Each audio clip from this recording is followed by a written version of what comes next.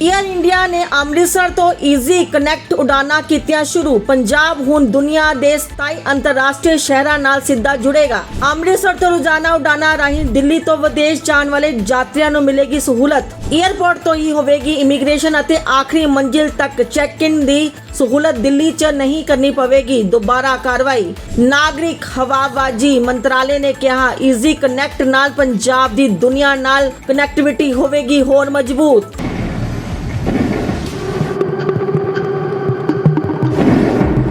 Air India ਨੇ ਅੰਮ੍ਰਿਤਸਰ ਦੇ ਸ਼੍ਰੀ ਗੁਰੂ ਰਾਮਦਾਸ ਜੀ ਅੰਤਰਰਾਸ਼ਟਰੀ ਹਵਾਈ ਅੱਡੇ ਤੋਂ ਈਜ਼ੀ ਕਨੈਕਟ ਸੇਵਾ ਦੀ ਸ਼ੁਰੂਆਤ ਕੀਤੀ ਹੈ। ਇਸ ਸੇਵਾ ਦਾ ਉਦਘਾਟਨ ਭਾਰਤ ਦੇ ਨਾਗਰਿਕ ਹਵਾਬਾਜ਼ੀ ਮੰਤਰੀ ਕਿੰਜਰਾਪੂ ਰਾਮ ਮੋਹਨ ਨਾਇਡੂ ਨੇ ਕੀਤਾ। ਇਸ ਪਹਿਲ ਨਾਲ ਪੰਜਾਬ ਦੇ ਯਾਤਰੀ ਦਿੱਲੀ ਰਾਹੀਂ 27 ਅੰਤਰਰਾਸ਼ਟਰੀ ਮੰਜ਼ਿਲਾਂ ਤੱਕ ਬਿਨਾਂ ਮੁੜ ਚੈੱਕ ਇਨ, ਬੈਗੇਜ ਟ੍ਰਾਂਸਫਰ ਜਾਂ ਟਰਮੀਨਲ ਬਦਲੇ ਆਸਾਨੀ ਨਾਲ ਯਾਤਰਾ ਕਰ ਸਕਣਗੇ। ਯਾਤਰੀ ਅੰਮ੍ਰਿਤਸਰ ਹਵਾਈ ਅੱਡੇ ਤੇ ਹੀ ਆਪਣੀ ਆਖਰੀ ਮੰਜ਼ਿਲ ਤੱਕ ਚੈੱਕ ਇਨ ਅਤੇ ਇਮੀਗ੍ਰੇਸ਼ਨ ਦੀ ਪ੍ਰਕਿਰਿਆ ਪੂਰੀ ਕਰ ਸਕਣਗੇ। ਅੰਮ੍ਰਿਤਸਰ ਦਿੱਲੀ ਲਈ ਰੋਜ਼ਾਨਾ 2 ਉਡਾਨਾਂ ਚਲਾਈਆਂ ਜਾਣਗੀਆਂ, ਜਿਨ੍ਹਾਂ ਰਾਹੀਂ London, New York, Toronto, Paris, Dubai, Singapore ਅਤੇ ਸਿਡਨੀ ਸਮੇਤ 27 ਅੰਤਰਰਾਸ਼ਟਰੀ ਮੰਜ਼ਿਲਾਂ ਨਾਲ ਆਸਾਨ ਕਨੈਕਟੀਵਿਟੀ ਮਿਲੇਗੀ। ਮੰਤਰੀ ਨੇ ਕਿਹਾ ਕਿ ਇਹ ਪਹਿਲ ਭਾਰਤੀ ਹਵਾਈ ਅੱਡਿਆਂ ਨੂੰ ਗਲੋਬਲ ਕਨੈਕਟੀਵਿਟੀ ਹੱਬ ਬਣਾਉਣ ਵੱਲ ਇੱਕ ਮਹੱਤਵਪੂर्ण कदम साबित होगी। ये आज शुरू के कुछ प्रश्नों को हम लोग जो आज का जो इवेंट था हब एंड स्पोक का, उसके बारे में हम लोग अगर केंद्रित करें तो ज्यादा बेहतर हो। अच्छा सर, हब एंड स्पोक के बारे में डिटेल बता दीजिए, किस तरह से शुरू होगा और कैसे ये शुरू होगा। जैसा हमने और हमारे कोलीग्स ने अभी बताया कि अभी अगर किसी को भी अगर यहाँ से कोई डायरेक्ट कनेक्टिविटी है, अगर तो इंटरनेशनल एयरपोर्ट है ये, यहाँ से अगर डायरेक्ट कनेक्टिविटी है तो डायरेक्ट कनेक्टिविटी है तो कोई बात नहीं, वहाँ पे तो सीधे चले जाते हैं। लेकिन बहुत बार ऐसा होता है कि हम लोग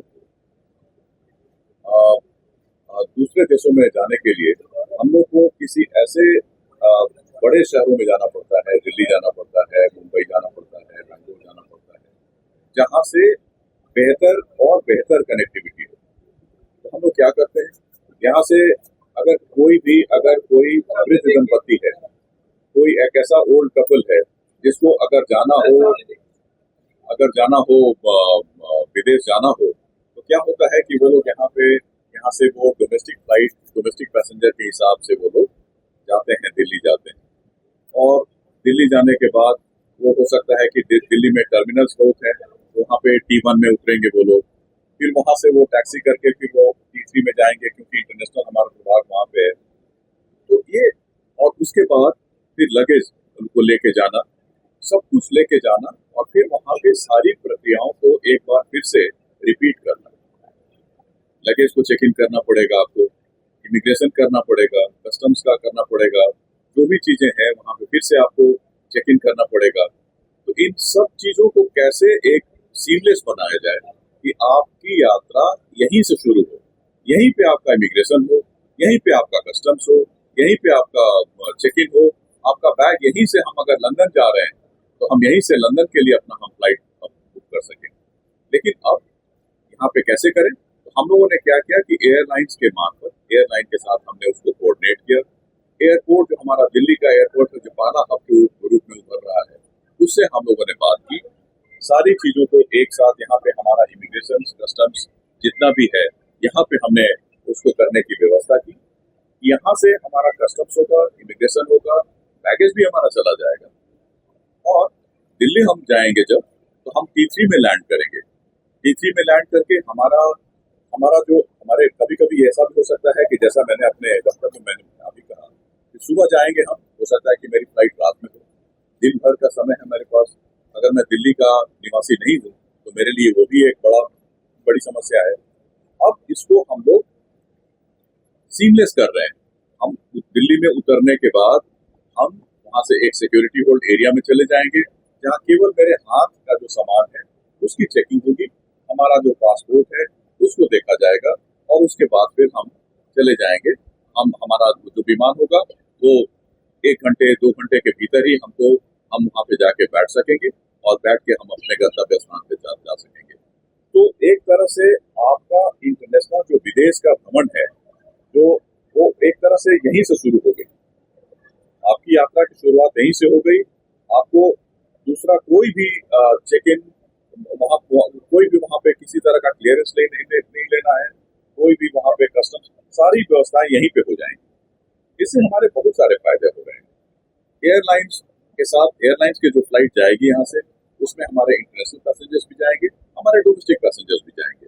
जो हमारे डोमेस्टिक पैसेंजर्स हैं वो हमारे दिल्ली में उतर के नीचे चले जाएंगे अगर उनको दिल्ली जाना है तो। जो हमारे इंटरनेशनल पैसेंजर्स हैं वो सिक्योरिटी होल्ड एरिया में जाके अपने अपने एयरक्राफ्ट की तरफ, अपने अपने गेट की तरफ जाएंगे। इस आपके साथ डोमेस्टिक एयरपोर्ट भी कनेक्ट होंगे, जैसे चंडीगढ़ या साने वाला या इसमें क्योंकि ये व्यवस्था है कि आपका जो स्पोक है, जैसे अमृतसर आज स्पोक बन गया, स्पोक में भी आपके इमिग्रेशन, कस्टम्स आदि की व्यवस्था होनी चाहिए। इसलिए उसका स्पोक का इंटरनेशनल होना जरूरी है, तभी तो वहां पे इमिग्रेशन होगा। तो इसलिए हम लोगों ने उसकी व्यवस्था ऐसे की है कि उसको एक स्पोक को एक हब से जोड़ा जाए कि ज्यादा से ज्यादा एयरक्राफ्ट का हमारा यूटिलाइजेशन हो सके, हमारे एयरपोर्ट का यूटिलाइजेशन हो सके और साथ में यात्रियों को काफी सुविधाओं मुहैया कराया जा सके।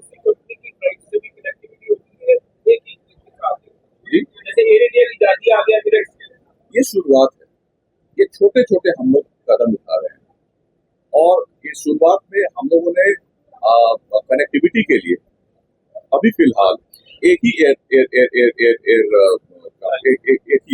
एयरलाइन को रखा है। क्यों रखा है?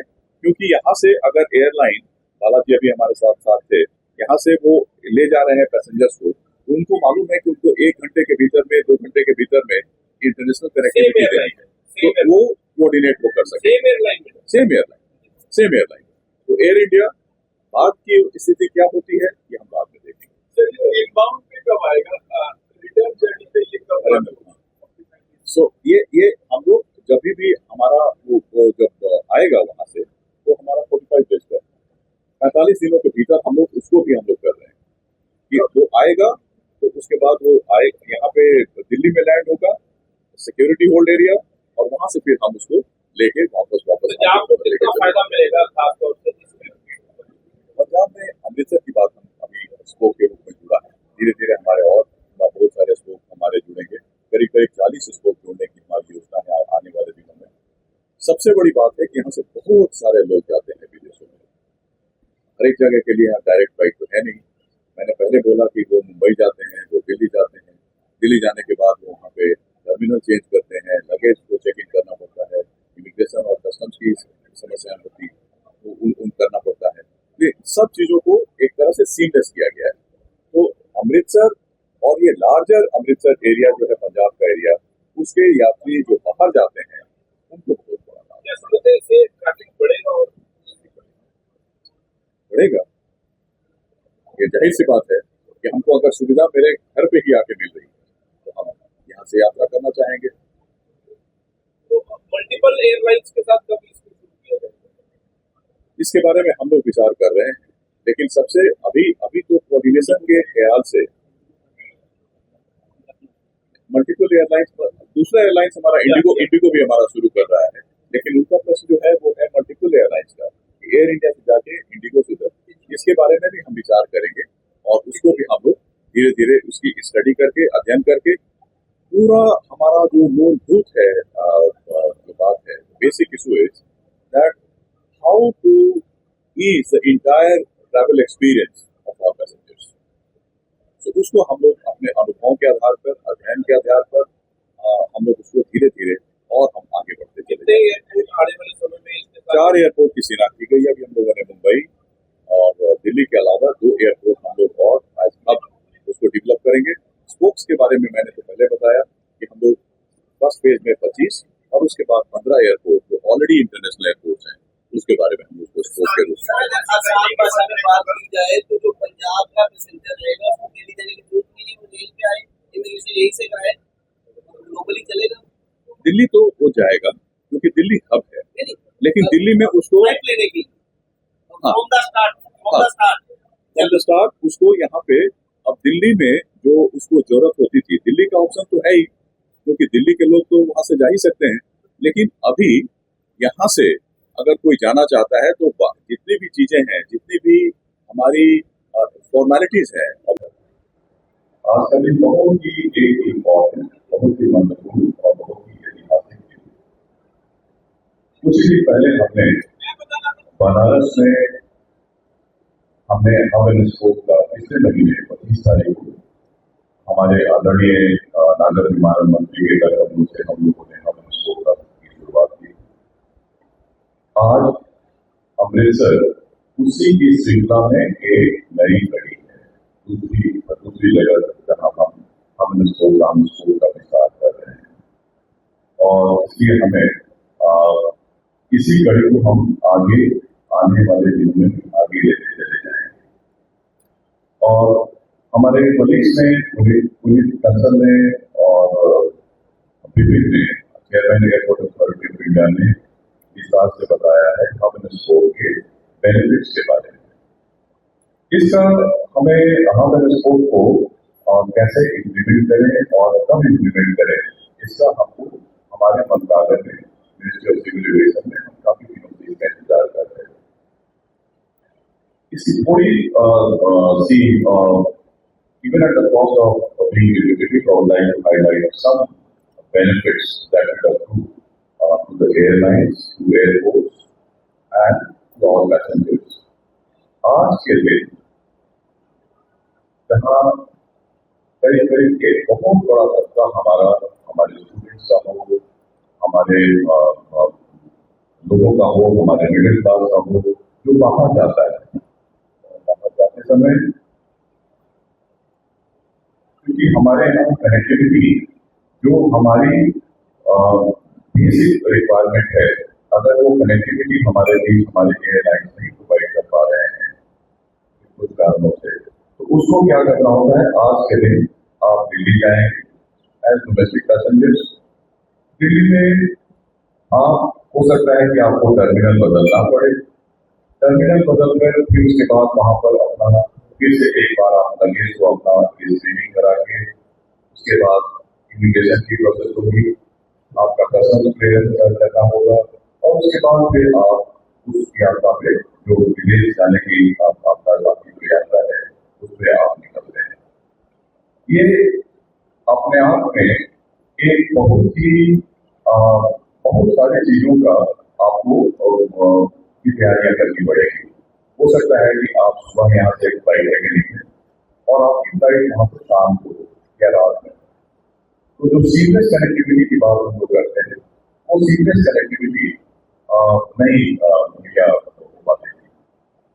हब एंड स्पोक के जरिए हमारा देश बहुत बड़ा देश है और बहुत हमारे सारे एयरपोर्ट्स हमारे खुल रहे हैं, बहुत सारे हमारे इंटरनेशनल एयरपोर्ट्स हैं, लेकिन हमारे इंटरनेशनल एयरपोर्ट से डायरेक्ट कनेक्टिविटी नहीं है। हब एंड स्पोक उसी दिशा में लिया गया हमारे लिए बहुत बड़ा सार्थक प्रयास है। आदरणीय प्रधानमंत्री के मार्गदर्शन में, उनके नेतृत्व में और हमारे honourable minister of civil aviation और minister of civil aviation state, उन लोगों के मार्गदर्शन में हम लोगों ने एक इसकी रूपरेखा तैयार की और आज हम लोग उसकी दूसरी कड़ी में इसमें हम लोग यहाँ पे उपस्थित हुए हैं। इसमें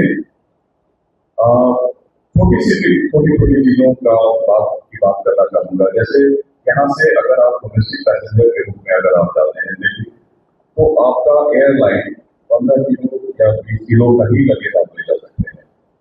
और ये सबके साथ ऐसा होता है कि अगर आप बाहर से आ रहे हैं, आप दिल्ली में आपने लैंड किया इंटरनेशनल फ्लाइट के जरिए, उसके बाद आपको अमृतसर वापस आना है, वहां से आते समय तो आपको 20 किलो या 35 किलो का लगेज होगा। लेकिन यहाँ से जब आप दिल्ली से अमृतसर की यात्रा करते हैं तो एयरलाइन उस पर रोक लगाएगी, वो 15 किलो होगा या 20 किलो होगा, तभी इसमें हम लोगों ने ध्यान रखा है। तो यात्रा कैसे सुगम हो, सारी की सारी चीजें यहीं पे आपका इमिग्रेशन, आपका कस्टम्स, आपका लगेज का चेकिंग, सब कुछ यही हो जाएगा। और उसके बाद जब आप दिल्ली जाते हैं तो उसी समय में आपका एक आप सिक्योरिटी होल्ड एरिया में जाते हैं, जैसा विदेशों में होता है, विदेश के जितने भी हमारे डॉक्टर होते हैं, और वहां से सीधे आप एयरलाइन से गाइडेड होकर आप अपने गंतव्य स्थान के लिए जो विमान जाएगी वहाँ पे आप बैठ के और सुरक्षा agency CISF, immigration, custom, defence, media के प्रतिनिधिगण आदि उपस्थित सारे सम्मानित सज्जनों, आज का ऐतिहासिक अवसर साड़िया नहीं पड़े मान गर्व अति खुशी का विषय है। माननीय प्रधानमंत्री श्री नरेंद्र मोदी जी ने विकसित भारत 2047 का जो दूरदर्शी विजन देश के सामने रखा है, उसमें आधुनिक मजबूत अति विश्व स्तरीय नागरिक उड्डयन व्यवस्था की बहुत अहम भूमिका है। उनकी प्रेरणादायक अगुवाई भारत का एविएशन सेक्टर तेजी नाल बदलाव से दौर गुजर रहा है, जिसे हवाई सफर और नागरिक वास्ते ज्यादा सुलभ, सुरक्षित, सुविधाजनक और यात्री केंद्रित बनाया जा रहा है। श्री गुरु रामदास जी अंतरराष्ट्रीय हवाई अड्डा अमृतसर को hub and spoke international flight operation की शुरुआत और सी दूरदर्शी सोच का प्रतीक है, जो पंजाब को दुनिया के प्रमुख शहरों और मजबूत नाट ढंग जोड़ने का रास्ता खोलती है। आज असी सिर्फ एक नई उड़ान सेवा का उद्घाटन नहीं कर रहे, बल्कि पंजाब अति पूरे उत्तर की अंतर्राष्ट्रीय हवाई कनेक्टिविटी नवे युग की शुरुआत कर रहे हैं। पहल अमृतसर को भारत के ग्लोबल एविएशन नेटवर्क में और मजबूत स्थान देगी, अतः यात्रियों को विश्व स्तरीय यात्रा अनुभव प्रदान करेगी। इस सुविधा से शुरू होना अमृतसर तो अंतर्राष्ट्रीय यात्रा करने वाले यात्री अपना चेकिंग, इमिग्रेशन और कस्टम की प्रक्रिया इतना ही पूरी कर सकते हैं। उनका सामान सीधे अंतिम मंजिल तक तय होगा और दिल्ली की दोबारा इमिग्रेशन या कस्टम की प्रक्रिया में नहीं गुजरना पड़ेगा। इस साल सफर का सिर्फ आसान और तेज बनेगा, बल्कि पूरी यात्रा और निर्बाध समय बचत वाली हो जाएगी। अमृतसर सिर्फ पंजाब का नहीं, बल्कि पूरे भारत का आध्यात्मिक, सांस्कृतिक और ऐतिहासिक गौरव है।